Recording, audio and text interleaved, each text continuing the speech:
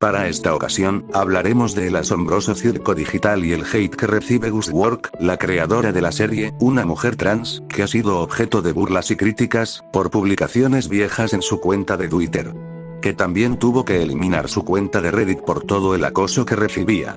Muchos de los ataques tienen que ver sobre la narrativa de su show, ya que muchos fans del programa han manifestado su descontento sobre el desenvolvimiento de la serie, siendo el final del mismo, uno bastante controversial, por centrarse en el personaje de Jax. Muchos acusan a Guswork de usar al personaje de Jax, para representar lo peor de su propia personalidad, y como Jax tiene comportamientos que se pueden considerar misóginos, hace pensar a muchos que, Guswork buscaba mostrar su misoginia interna a través de Jax, cuyo personaje representa los pensamientos intrusivos de Guswork, dicho por ella misma. Otros ataques, están más relacionados con su identidad de género, donde insultan su apariencia, o se refieren a Guswork como él y no como ella, o diciendo que el asombroso circo digital es una mala serie, solamente porque Guswork es una mujer transgénero, que proyecta sus ideales queer, a través de una transexualidad ambigua e implícita, en personajes como Zubel y Jax.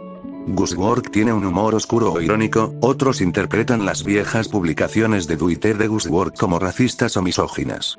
Es común que, en la era de la cultura del creador, los espectadores intenten diseccionar la psicología del autor a través de sus personajes.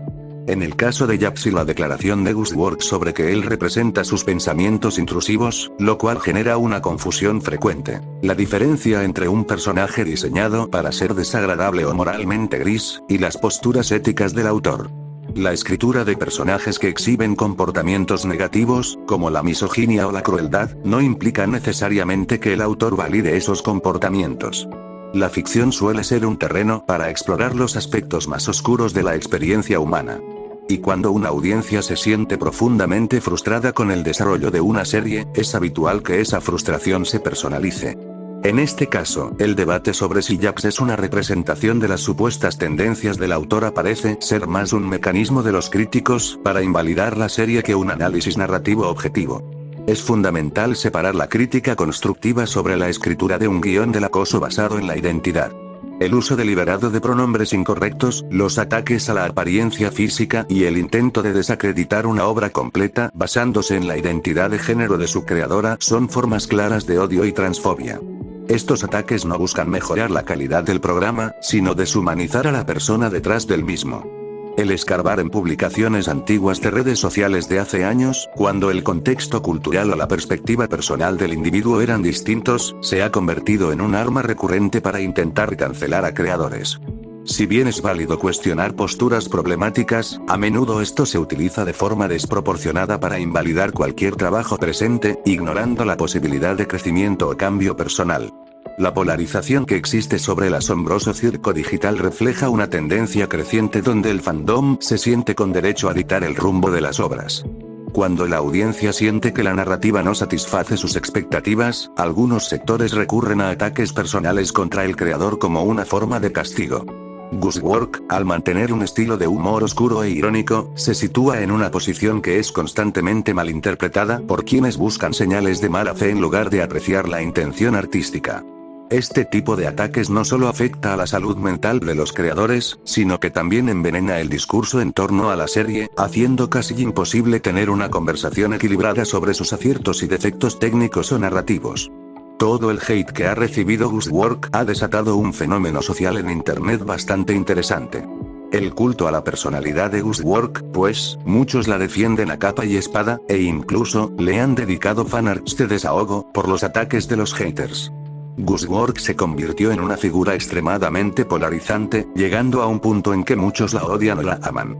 Como si no pudiera existir un punto medio.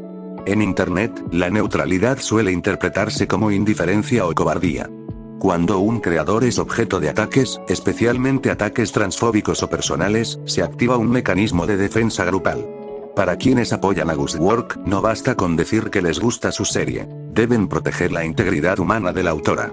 Es una forma de decirle al mundo que nuestra creadora es valorada y querida frente a la hostilidad externa. Esto crea un entorno donde cualquier crítica legítima, por ejemplo, hacia la narrativa del show se confunde con el discurso de odio. Los fans, a la defensiva, agrupan a todos los críticos en la misma categoría: haters. Y esto hace que el punto medio, el espectador que disfruta la serie pero tiene críticas válidas sobre el desarrollo de Japs o el guión, sea expulsado del discurso. Gusworth dejó de ser solo una escritora o animadora, sino que se convirtió en una figura pública extremadamente polarizante. Para sus detractores, ella representa todo lo que rechazan de la cultura actual: identidad de género, humor cínico o libertad creativa. Para sus defensores, ella es un estandarte de la libertad artística y de la representación. Cuando una persona se convierte en un símbolo, los hechos y la obra pasan a segundo plano. La discusión ya no es sobre si el final del circo fue bueno o malo, sino sobre a qué bando perteneces. El punto medio desaparece porque, en una guerra de símbolos, la ambigüedad es vista como una debilidad.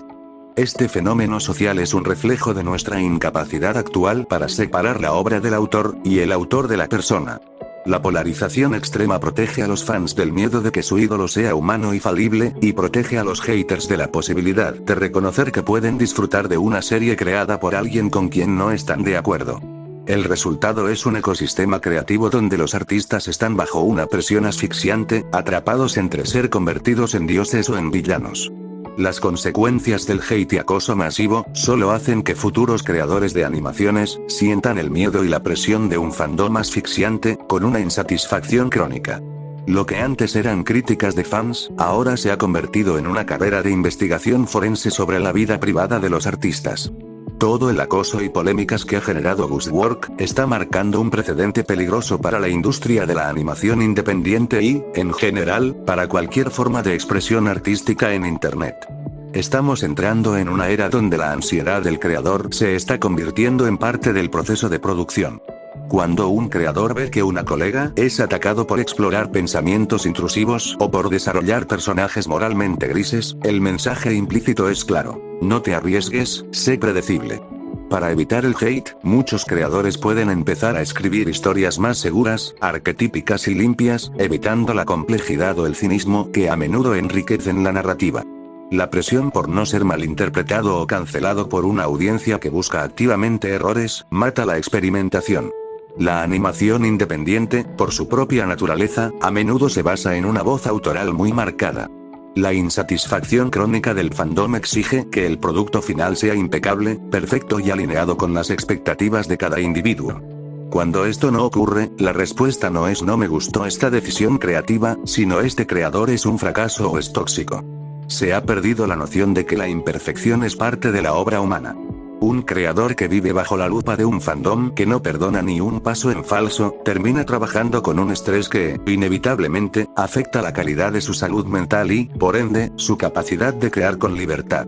Es desmoralizante para un creador joven ver que, no importa cuánto se esfuerce en su animación, cualquier mensaje de hace 10 años o cualquier declaración fuera de contexto puede ser usada para destruir su carrera.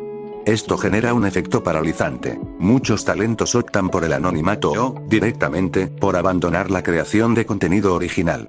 La ironía final es que este fandom, que dice amar la obra, termina convirtiéndose en su mayor enemigo. Al asfixiar al creador con expectativas imposibles y ataques personales, lo que hacen es acortar la vida creativa de la serie. Muchos creadores, ante un entorno de odio constante, prefieren cancelar sus proyectos o cerrar sus redes sociales antes que seguir soportando la presión.